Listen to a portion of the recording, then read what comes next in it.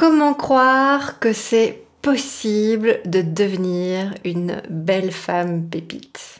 Hello chère pépite, dans cette vidéo je te parle de 3 clés pour croire que c'est possible de devenir une femme pépite, bien habillée et qui a, je dirais, totalement confiance en elle. C'est possible vraiment d'atteindre tes rêves et tes résultats.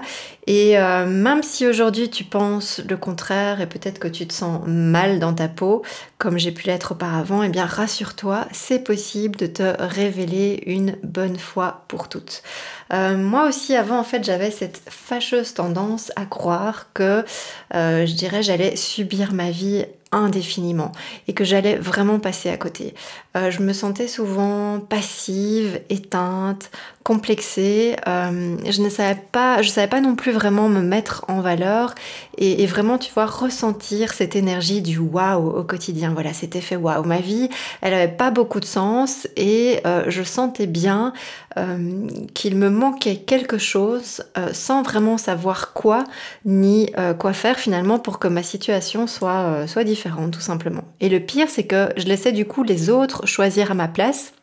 Je laissais ma vie entre leurs mains, j'écoutais mon boss, mon compagnon, ma famille, mais je ne m'écoutais pas moi en fait, j'écoutais pas ce qui moi me faisait vibrer. Et puis un jour, j'ai vraiment décidé de changer, de me former pour récupérer ma puissance et j'ai compris en fait qu'il y avait 3 clés essentielles, d'après moi, pour croire vraiment que tout est possible dans la vie et donc dans ta vie aussi. Alors, la clé numéro 1, c'est d'arrêter de se mettre la pression. En fait, je me suis rendu compte que la pression qu'on peut se mettre, en fait, elle ne sert à rien. Et même, elle te paralyse. Elle est même contre-productive parce que le plus important, c'est plutôt de te concentrer sur le processus et pas sur le résultat.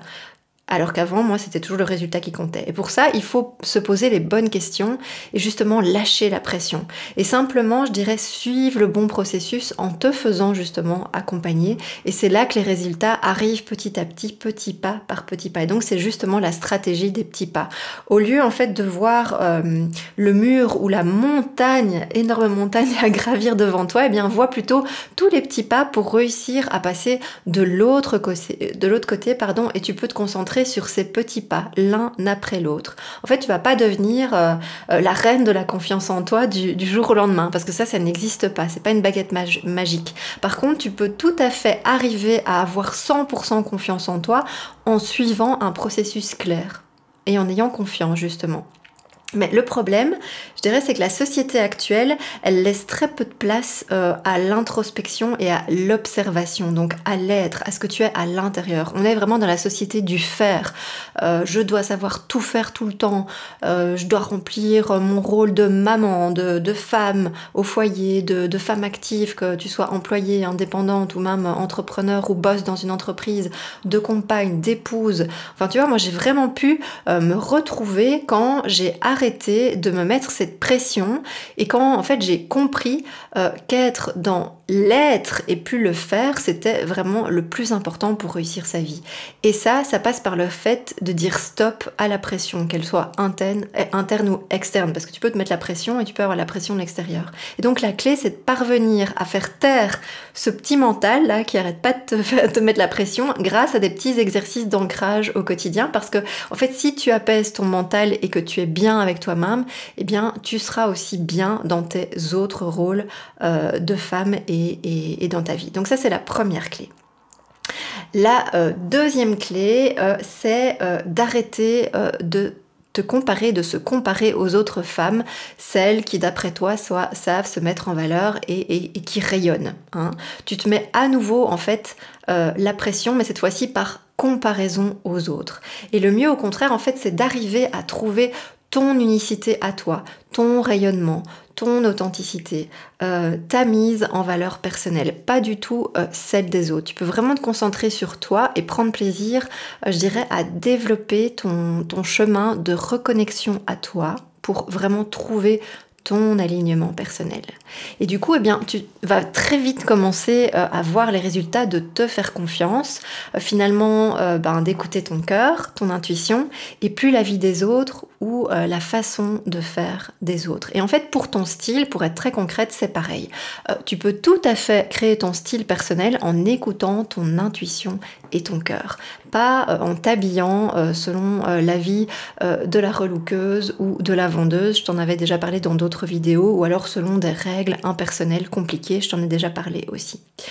Et moi, je sais que je n'ai pas envie de règles ou de quelqu'un qui me dise quoi faire. Et souvent, en fait, les femmes que j'accompagne non plus, elles n'ont pas envie de toutes ces règles. Parce que ce n'est pas de ça dont elles estiment avoir besoin. Elles ne veulent pas quelque chose d'éphémère. Elles veulent plutôt quelque chose pour toujours. Et si peut-être ces petites voix, tes petites voix, je dirais, limitantes de la comparaison reviennent, eh bien, tu peux alors du coup simplement leur répondre « Merci, mais maintenant, c'est stop. Je choisis de me recentrer sur moi-même et de ne pas écouter l'avis des autres. » Okay. La clé numéro 3, c'est d'arrêter de subir un environnement médiocre. Alors là, de quoi je parle?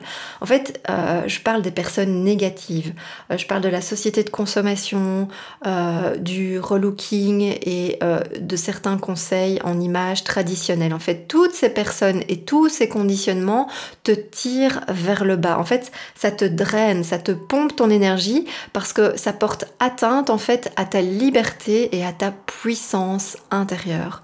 Donc tu devrais plutôt, je dirais, miser sur un petit groupe, sur un groupe qui te porte, sur un entourage positif qui a en fait le même niveau de conscience que toi ou même un niveau de conscience encore plus élevé que toi pour que tu puisses te sentir porté vers le haut. Et je dirais aussi qu'important c'est de miser du coup sur une coach ou un coach qui croit en toi et qui te motive, qui te dit voilà, je crois en toi, qui va t'inspirer et qui va te guider sans jamais faire les choses à ta place, mais qui te rend totalement autonome et pas du tout dépendante justement de nouveau d'une personne extérieure, d'une règle extérieure ou d'une responsabilité extérieure. Et c'est là que ta confiance, elle va vraiment exploser, elle va augmenter à la puissance de l'éclair et ce sera très puissant. Donc de ton côté, dis-moi en commentaire, est-ce que tu as tendance à te comparer, à te mettre la pression et à du coup mal t'entourer également?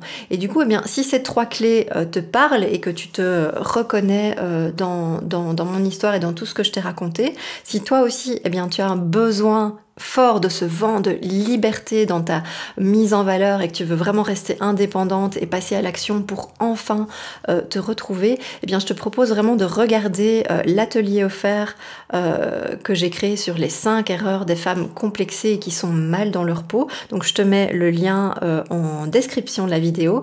Et dans cette formation, en fait, je t'explique comment en venir à bout une bonne fois pour toutes pour vraiment en fait t'incarner dans la peau d'une femme qui va être bien dans sa peau, qui va être confiante en tout temps. Et tu verras, je t'offre aussi un beau cadeau à la fin de l'atelier si tu décides de saisir ta chance.